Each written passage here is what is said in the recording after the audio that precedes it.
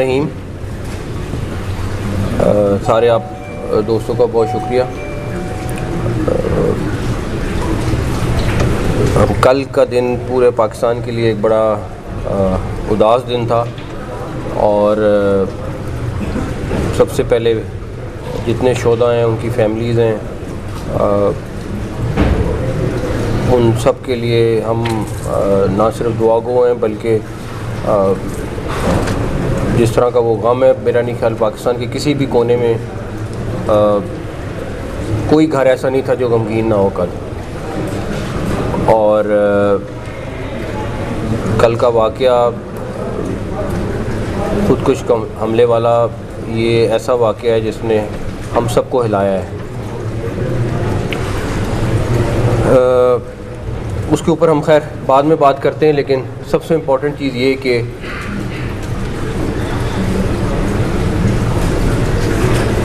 कल धमाके के बाद हमारी तमाम एजेंसीज़ उसकी लीड में निकली और मैं आपको ये बता सकता हूँ कि कल रात तकरीबन सारी जागे हुए थे क्योंकि ऑपरेशन चल रहे थे। तो हमारी एजेंसीज़ ने और मैं ख़ास तौर पे CTD KPK पुलिस की इस टाइम मेंशन करना बहुत ज़रूरी समझता हूँ कि उन्होंने उन तमाम लोगों को जो इससे लिंक्ड थे और जो मास्टरमाइंड थे उनको तकरीबन आप समझें कि रात 3 बजे के करीब तकरीबन सारे लोग पकड़े जा चुके थे। तो मैं CTD KPK को और हमारी तमाम एजेंसीज़, क्योंकि ये तमाम काम जो सबसे अच्छी बात है कि एज अ टीम कर रहे थे वो, उन सब को इस सिलसिले में मैं ज़रूर कहूँगा कि ये एक ऐसा टेस्ट केस था जो हम सब के लिए बड़ा चैलेंज था। धमाके के फ़ौरी बाद पेशावर और नौशहरा में रेड्स की गई और उसमें से 4 फैसिलिटेटर्स जो थे वो पकड़े गए। और जो सबसे अच्छी बात हुई वो ये कि जो इनका मास्टरमाइंड था, जो दैश का अफ़गानिस्तान का अगवानी है, वो भी पकड़ा गया। इसमें हमारी KPK पुलिस का एक ASI शहीद हुआ रेड के दौरान कल रात को, और हमारे कुछ लोग ज़ख्मी भी हुए। लेकिन जो मेन मास्टरमाइंड था वो दैश से उसका ताल्लुक़ है और वो अब हमारी हिरासत में है। इस सारे वाक़ये में जो प्लानिंग हुई है और जो ट्रेनिंग हुई है वो दैश अफ़गानिस्तान ने की है और अफ़गानिस्तान के अंदर हुई है। हमारे पास ये लोग मौजूद हैं जो हमें सारी डिटेल्स बता रहे हैं कि किस तरह इसको ले जाया गया और किस तरीके से इसको वहाँ पे ट्रेन किया गया। तो उसमें कोई दूसरी बात नहीं है, बल्कि जैसे ही ये ब्लास्ट हुआ, जिस टाइम हमने इसको ट्रेस किया था, तो उसके बाद जैसे ही हमें देखा कि ये अफ़गानिस्तान गया हुआ है, तो हमें उसी टाइम शक हो गया था, आइडिया हो गया था कि ये कहाँ पे जाएगी चीज़, और एंड में वही निकला। लेकिन इतनी उम्मीद नहीं थी कि हम इतनी जल्दी पहुँच सकेंगे, लेकिन हमारी लॉ इन्फोर्समेंट एजेंसीज़ ने कमाल का काम किया इसके ऊपर। हम बहुत देर से ये बात कह रहे हैं कि चाहे वो TTP हो, अफ़गान तालिबान या दैश या कोई भी खारजी ऑर्गेनाइजेशन और है, ये सब मिल के काम कर रहे हैं। इस टाइम 21 टेररिस्ट बॉडीज़ के सेटअप्स जो हैं, दुनिया की जो नाम ले लें टेररिस्ट बॉडी, वो इस टाइम अफ़गानिस्तान से ऑपरेट कर रही है। आप नाम लें, अब तो UN की भी एक रिपोर्ट है उसमें भी नाम आए हैं, 21 टेररिस्ट बॉडीज़ हैं जो वहाँ पे काम कर रही हैं। तो ये आप दैश के बिल्कुल उसका सारा नेटवर्क पकड़ा गया, सारा कुछ हो गया है, लेकिन ये लोग जहाँ पे पैसा ज़्यादा मिलता है वहाँ स्विच करते हैं, उसके लिए काम करते हैं, उसके लिए ऑपरेट करते हैं और उसके बाद आप ये रिज़ल्ट देखते हैं। हम बार बार ये कह रहे हैं, ये हमारा कोई पहली दफ़ा या दूसरी दफ़ा बात नहीं है कि हमारे मुल्क के अंदर जो टेररिज्म हो रही है इसमें, और ये वाले वाक़े के बाद तो कोई दूसरा डाउट है ही नहीं। हमारे पहले भी किसी चीज़ पे डाउट नहीं है कि किस तरीके से सारा लिंक्ड है, क्यों उसको अफ़गानिस्तान जाना पड़ा, क्यों जाके वहाँ उसको ट्रेनिंग करनी पड़ी, वो ट्रेनिंग करके वापस आता है, उसके बाद वहाँ से हैंडलर आता है, उसको सारा सिखाता है, सारा कुछ करता है। उसको एक दफ़ा पहले उन्होंने रैकी की लेकिन नहीं ठहरे, वापस चले जाते थे, जो भी उनको डर था जिसकी वजह से। मेरा सिर्फ हमारी पब्लिक से दो रिक्वेस्टें हैं कि हम हालत जंग में हैं, ये चाहे बलूचिस्तान में है, चाहे KPK में या किसी और जगह पे है। इसमें हमें कम्युनिटी की इंटेलिजेंस जो है वो सबसे ज़्यादा मैटर करेगी कि हमारी कम्युनिटी इंटेलिजेंस जो है वो जब सही तरह आएगी, जब लोगों को पता चलेगा कि यहाँ पे कोई अननोन बंदा रह रहा है और उसने पुलिस को इत्तला करनी है। ये जैसे ही हमारा सिस्टम एक्टिवेट हो जाएगा, हमारा ये सब कुछ बहुत नीचे जाएगा और उस पर हमें काम करना है। हमें इस्लामाबाद में भी काम करना है और हमें बाकी जगहों पे भी काम करना है। ये हमारे लिए बहुत ज़रूरी है। दूसरा, कल रात को मुझे मैसेज आया, किसी ने कहा कि ये सिक्योरिटी एजेंसीज़ के ऊपर कि जी कहाँ थी, ये क्यों वाक़या हो गया। मैं आपको दावे से कह सकता हूँ कि अगर एक धमाका हो रहा है तो 99 धमाके रोक रहे हैं। और मैंने बल्कि एजेंसीज़ के साथ बात की है कि हमें ये चीज़ शेयर करनी चाहिए मीडिया के साथ कि हम बताएं कि मगर उसका सिर्फ प्रॉब्लम ये होता है कि एक पैनिक फैलता है, सारा कुछ होता है, बट मीडिया को बताना चाहिए हमें कि ये जगह पे ये हो रहा था, इस जगह पे हमने इस तरह रोका, इस जगह पे इस तरह रोका। मैं आपको दावे से कह रहा हूँ कि अगर 100 हो रहे हैं तो 99 रोके जा रहे हैं। और हाँ, उसको उस तरह मीडिया पे आके हाईलाइट नहीं करना होता, बिकॉज उसके पीछे नेटवर्क है, उसके पीछे और लोगों को पकड़ना होता है। उसके लिए हमारे लिए ज़रूरी होता है कि जब तक वो ना करें, लेकिन ये हो रहा है। हम छोटी सी बात पे कि जी हाँ बिल्कुल हुआ, अगर आप उसकी डिटेल में जाएंगे तो आपको अंदाज़ा होगा कि किस तरीके से बारीकी से काम किया। ख़ुदकुश हमला, जो मर्ज़ी हो, ख़ुदकुश हमला था। लेकिन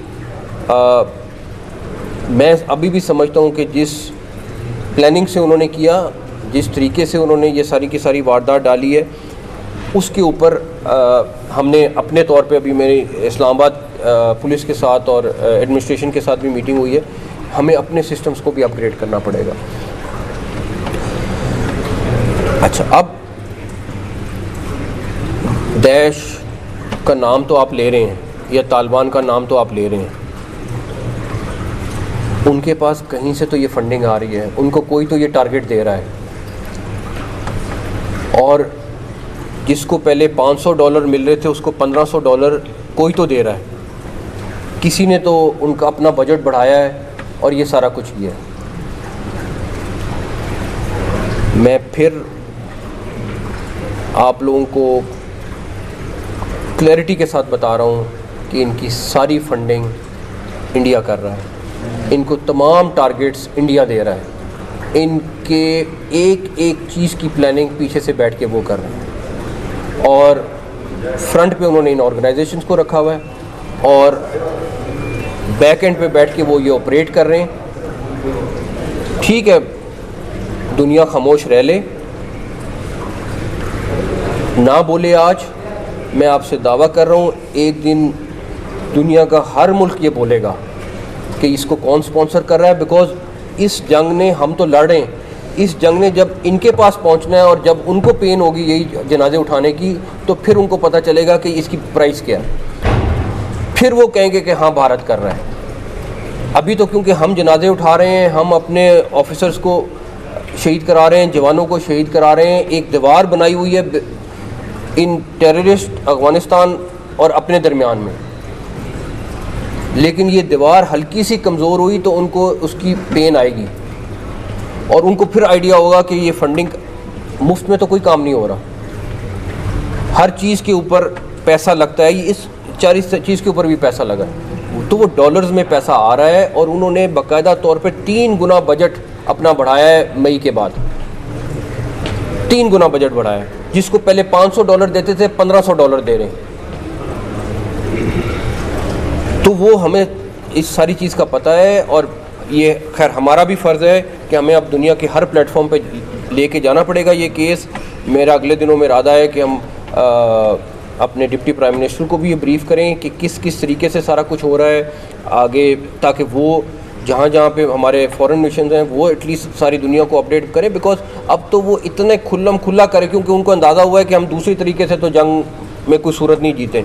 तो अगर ये तरीका उन्होंने आजमाना है तो वो भी आजमा लें, लेकिन इंशाल्लाह ताला हमारी पूरी कोशिश है कि इसको जिस हद तक होगा हम इंशाल्लाह ताला रोकेंगे और वो बजट चाहे 10 गुना ज़्यादा कर ले उसका हमें फ़र्क नहीं पड़ेगा।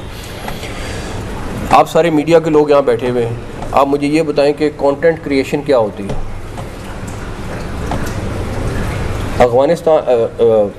बलूचिस्तान में BLA बाकायदा वीडियो बनाती है और उसकी प्रोडक्शन देखें आप,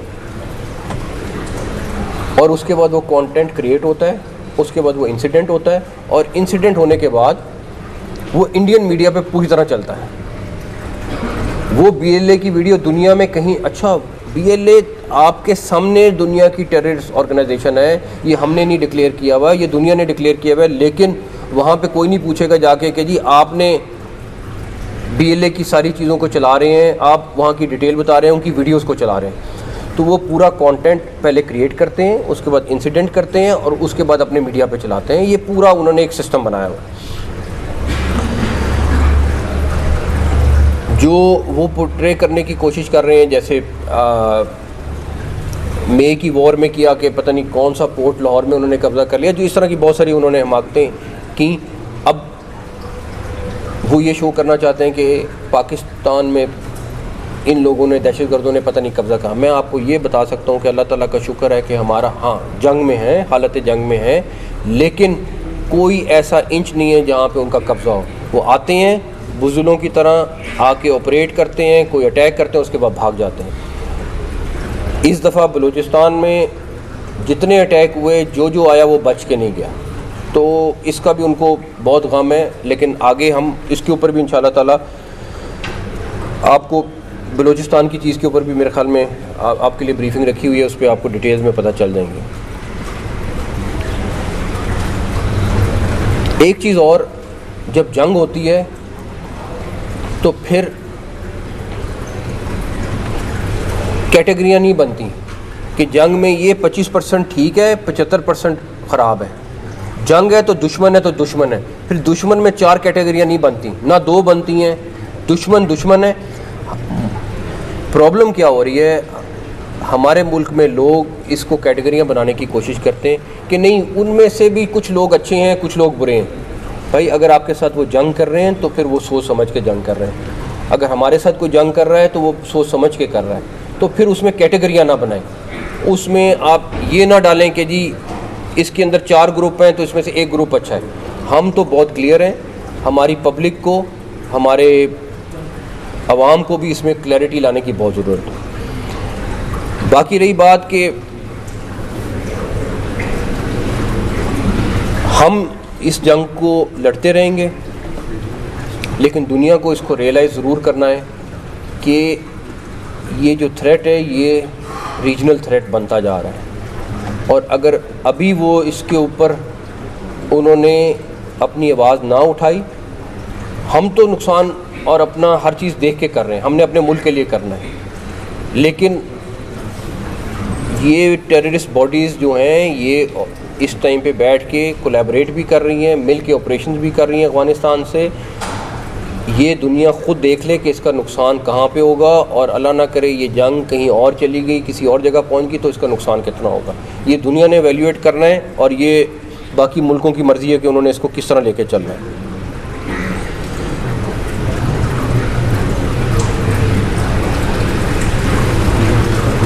तो बाकी मैंने डिटेल आपके साथ ये बता दें अभी तक कितने लोग इसमें गिरफ्तार हुए हैं, और रेकी क्या यही हमलावर करता रहा या जो लोग पकड़े गए हैं उनमें से भी किसी ने रेकी की है इसकी? जो लोग मैंने आपको बताया 4 लोग टोटल 4 लोग पकड़े गए हैं और हमारा एक शहीद हुआ हुआ है पुलिस वाला, और 3 हमारे लोग ज़ख्मी हुए हैं ऑपरेशन में जो कल से हुआ है। और 2 लोग थे जिन्होंने रेकी की, और मैं अभी भी इसमें थोड़ा सा करूँगा कि मैं कटेल करना चाह रहा हूँ, बिकॉज हम अभी और भी कुछ चीज़ें करने चाह रहे हैं ताकि वहाँ तक भी हम पहुँच जाएँ, तो इंशाल्लाह ताला आपको उसका नेशनल इलेक्शन प्लान से हम जंग में तो जवाब देते रहते हैं, अच्छे तरीके से जवाब भी दे रहे हैं। आपकी सतह की मैं बात करूँगा, क्या आपने वज़ारत ख़ारजा से बात की है कि इन हाई कमिश्नर को हम ब्रीफ़ करेंगे इंशाल्लाह अगले दिनों में ब्रीफ़ करेंगे इंशाल्लाह। कि हमने सर ये बताइएगा कि हम रोज़ाना की बुनियाद पर भारत का कहते हैं, हम बचपन में ये देखते थे कि अगर पाकिस्तान के लाहौर में धमाका होता था तो अगला धमाका दिल्ली में होता था। इस तरह अगर वो हमारा दुश्मन इस तरह नहीं मानता तो आप दूसरा तरीका इस्तेमाल नहीं करेंगे जैसे 20 साल पहले होता था?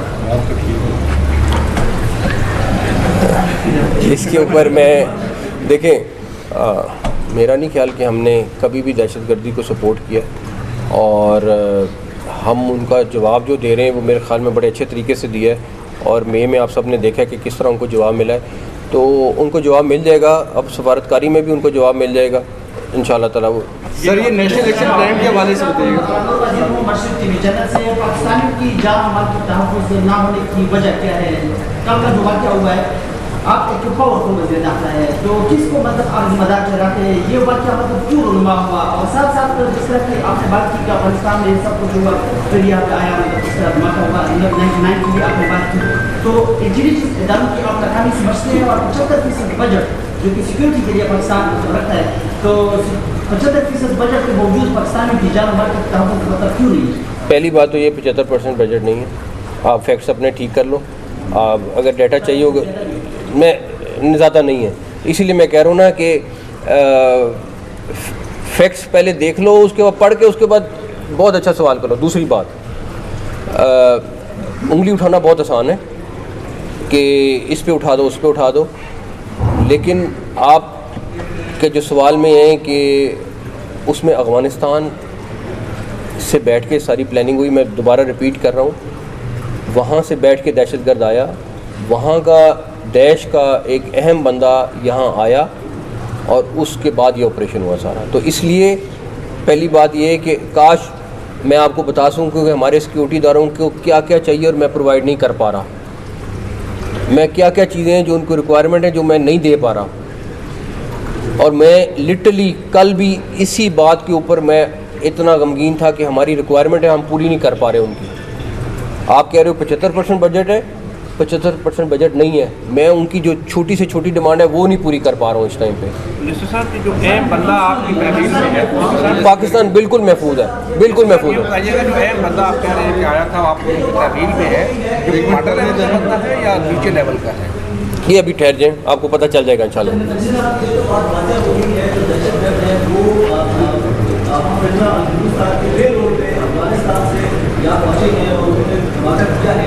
ये बता दीजिएगा कि सोशल मीडिया पे जो ट्विटर बैठ के जो झंडा करने वाले लोग हैं जो इसे सियासी इंतकामी कार्रवाई करार दे रहे हैं, आप क्या बताएंगे? देखें, पहली बात ये है कि बहुत सारे हमने अकाउंट्स पकड़े हैं जो ट्विटर पे और बाकी जगहों पे हैं जो टेररिस्ट भी यूज़ कर रहे हैं, और उनको बंद नहीं किया जा रहा। हमने ऑलरेडी गवर्नमेंट ऑफ पाकिस्तान उनको लिखा है कि भाई अगर आप तो छोटी सी चीज़ के ऊपर जो है वो चीज़ को अकाउंट को बंद कर देते हो, आप लोगों के फेसबुक या बाकी अकाउंट होते हैं उसमें आप ज़रा सा कुछ कोई एक बैन ऑर्गेनाइजेशन का चलाएंगे तो वो आपको ब्लॉक कर देंगे, लेकिन यहाँ पे ये ब्लॉक नहीं कर रहे।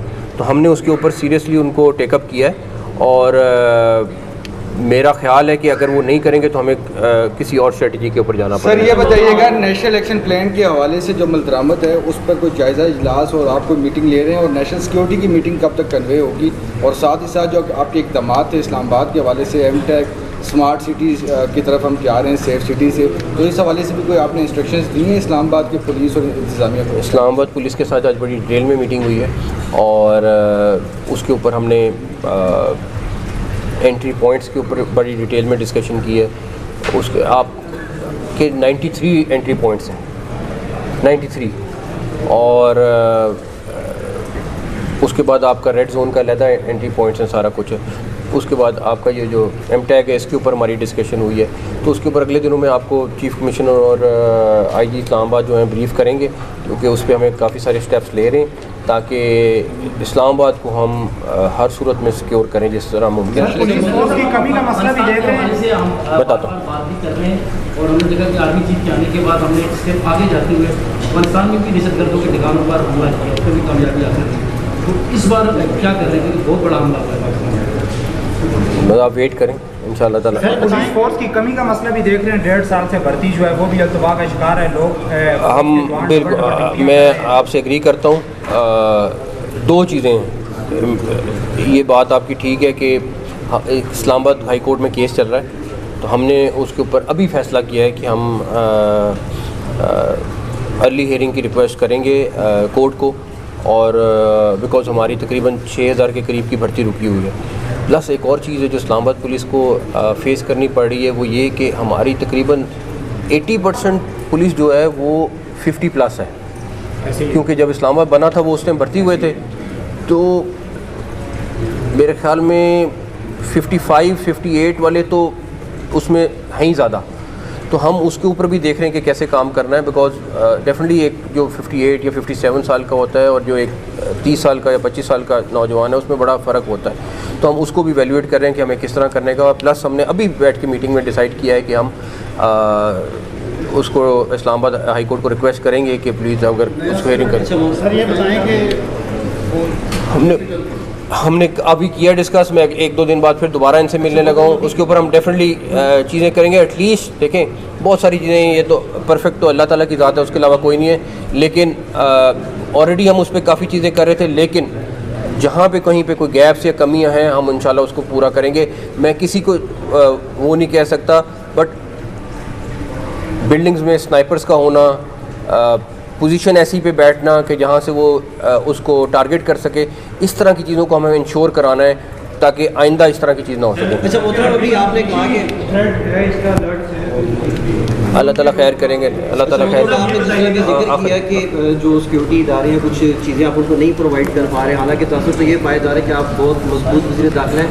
जब अरबों रुपए की सड़कें और पुल बन रही हैं तो उनको फंड देने में या उनको चीज़ें प्रोवाइड करने में क्या कमी जो है वो कहाँ पे क्या गैप आ रहे हैं, क्यों नहीं दे पा रहे? और दूसरा ये कि हिंदुस्तान की बात करें तो भारतीय मीडिया ये कह रहे हैं क्रिकबज़ ने कि जो मैच जिसका हमने ऐलान किया था कि नहीं खेलेंगे, तो वो उन्होंने कहा कि हमारी बैकडोर जो है वो चीज़ें चल रही है और वो हम खेलेंगे। इस पर भी ज़रा गाइड। पहली बात ये है कि CDA बिल्कुल इंडिपेंडेंट है।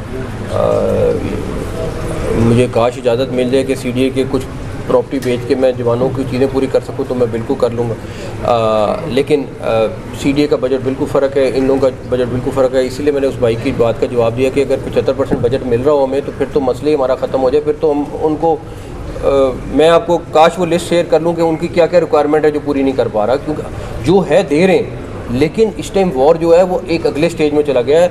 उनके पास सारा अमेरिकन वेपन है जो वो इस्तेमाल कर रहे हैं, उनके पास वो अमेरिकन टेक्नोलॉजी जो वो छोड़ गए वो इस्तेमाल कर रहे हैं, और हमारे पास वो वाली चीज़ें नहीं हैं। हम अपने आप को अपग्रेड कर रहे हैं, लेकिन जिस तेज़ी के साथ हमें करना चाहिए वो नहीं कर पा रहे, बिकॉज हमारे अपने फाइनेंशियल इश्यूज़ हैं। इंशाल्लाह ताला पूरे भी करेंगे, ये नहीं कि उनको ऐसे छोड़ेंगे या उनको ऐसे जाने देंगे, लेकिन डेफिनेटली हमें टाइम लग रहा है। तो इंशाल्लाह ताला आपको अपडेट रखेंगे और बाकी डिटेल ब्रीफिंग आपको मिल जाएगी। Thank you.